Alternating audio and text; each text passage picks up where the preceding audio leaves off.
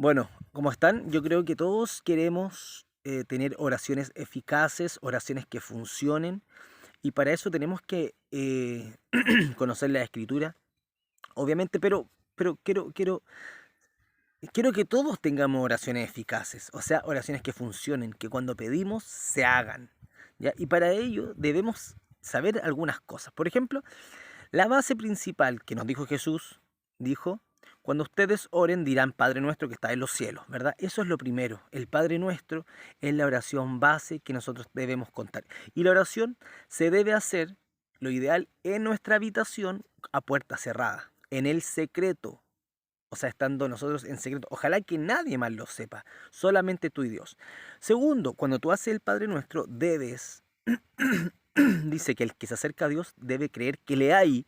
Entonces, el que hace esa oración debe en su corazón saber que existe Dios, que hay Dios. Por lo tanto, la oración que tú estás haciendo no es solamente de palabras, sino que alguien la está escuchando y es Dios. Debes tener eso. Cuando tú viene eso, después de hacer la oración, tú puedes clamarle y decirle, Señor, guíame con tu Espíritu Santo. Dime cómo pedir, porque dice que el Espíritu es el que sabe cómo orar al Padre. Nosotros nada sabemos, nosotros pedimos muchas cosas vanas de repente, cosas materiales, y dice que el reino de Dios y su justicia, ¿cierto? Que las cosas vendrán por añadidura cuando buscamos el reino de Dios y su justicia. Por lo tanto, Jesús dijo, no pidáis, no pidas porque vuestro Padre ya sabe de lo que tienes necesidad. O sea, no es necesario que tú pidas las cosas que tú necesitas. Lo otro, eh, no debemos estar afanados, no debemos estar preocupados, debemos sacar. Entonces, para no estar afanados ni preocupados, debemos traer su presencia.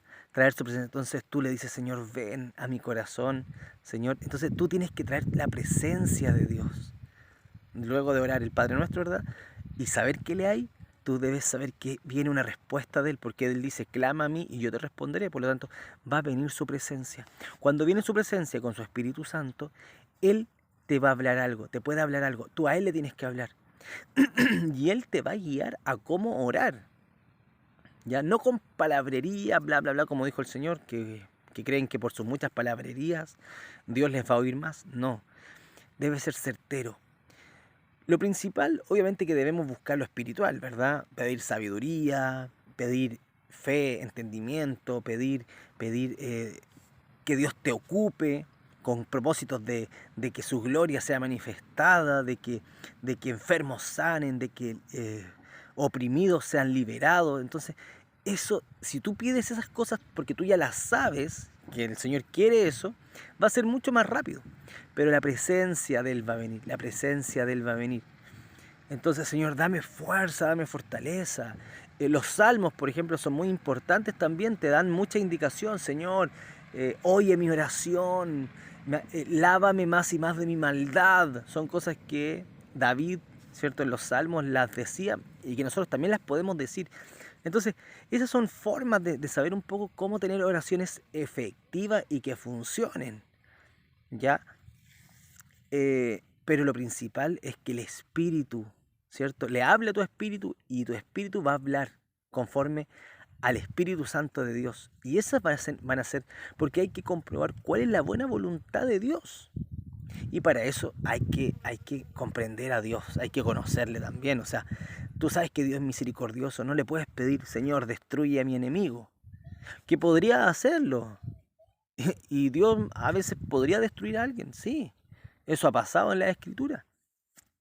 Por ejemplo, Eliseo, cuando lo molestaron porque era calvo, Elías, perdón, o Eliseo, siempre se me olvidan, uno de los dos. Yo creo que fue, no me acuerdo, pero ahí en los comentarios me pueden colocar. Él oró porque estos jóvenes lo estaban molestando, porque lo molestaban de que era calvo, y vino un oso y mató a estos jóvenes. Entonces, pero no va a mandar por el mundo, ¿verdad? Diciéndole, Señor, no, Él lo puede hacer, sí, pero no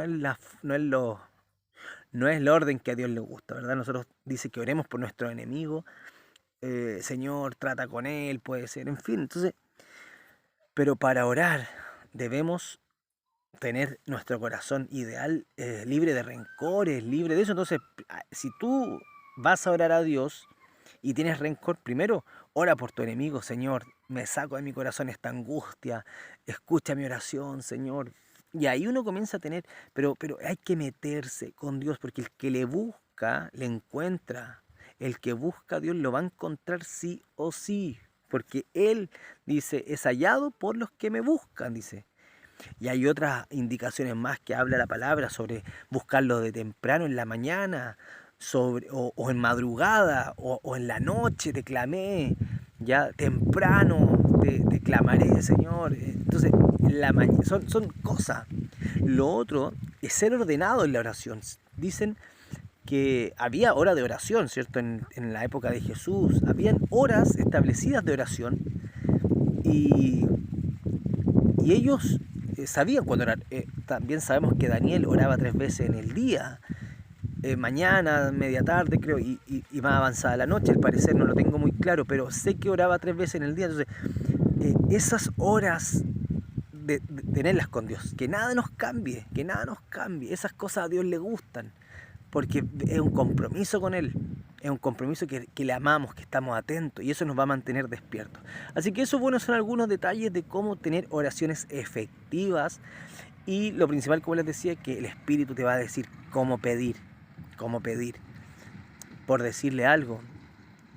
Señor, necesito dinero, un ejemplo, necesito dinero porque tú sabes mi necesidad. Entonces, hablarle desde adentro, o sea, argumentarle al Señor, por decirle, Señor, tú dijiste que tus hijos no iban a mendigar el pan, ¿por qué estoy en esta situación? Que estoy a punto quizás de mendigar.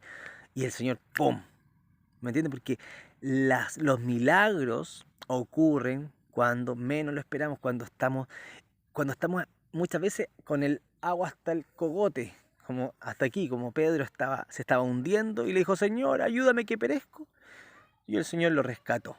Pero si Pedro no hubiese clamado, se hubiese ahogado quizás para enseñarnos a todos, pero no se ahogó porque clamó, le dijo, Señor, clamó y Dios lo levantó. Entonces, clama, Señor, si tú te sientes que estás en un hoyo, por ejemplo, y tu situación está en un hoyo, Señor, levántame, levántame, levántame, levántame, Señor. Y el Señor lo va a hacer rápido porque esa es su voluntad.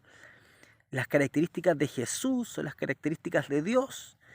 Si bien el Dios del Antiguo Testamento es el mismo de hoy, pero Él vino a mostrarnos con Jesucristo su nuevo pacto. Esa es la diferencia. Tiene un nuevo pacto para los que están con Jesús, porque los que están en el mundo siguen bajo la ley del pecado y de la muerte. Entonces, si, por decirles, se tatúan, porque habla que Dios no le gusta que se tatúen, o matan, o roban, están bajo la ley. Pero si estamos en Jesucristo, no quiere decir que si vamos a matar, no, pero bajo Jesús ya no estamos bajo la ley, estamos bajo la ley del Espíritu de vida, que es muy diferente. Por eso Pablo decía que todo me es lícito, pero no todo me conviene. O sea, ya no, cuando estamos con Jesús ya no cometemos pecado, como decía Juan. El que está con Jesús no peca, porque verdaderamente ya no estamos bajo esa ley. Te fumas un cigarro, tomas alcohol, no es pecado, a mi modo de verlo, sino que no te conviene. Por lo tanto, no tienes que, si bien puede ser un pecado, pero no es algo que tú tienes que mortificarte y decir, oh, no, el Señor no me va a perdonar. No, Él siempre te perdona, Él siempre te perdona, Él siempre te levanta. Él dice que mientras hay vida, hay esperanza. Entonces, mientras haya vida, Dios siempre te va a levantar, siempre, siempre. Pero hay que pedir su presencia, sentir su presencia para clamar en victoria. Imagínense Josué cuando habló, sol detente en Gabaón y tú luna en el valle de Jalón. O sea, se detuvo el sol con la autoridad. Pero estoy seguro que Dios le dijo a Josué, Josué, manda el sol que se detenga y manda la luna. Había una orden, aunque no aparece en la escritura, pero había una orden de parte de Dios para hacer eso. Entonces, eso, esperar en Dios y ahí clamar con la confirmación de Dios, con la confirmación del Espíritu Santo. Así que eso, un abrazo, bendiciones. Juan Francisco Fernández Bolton, desde el campo. Cariños, chau, chau, chau, chau.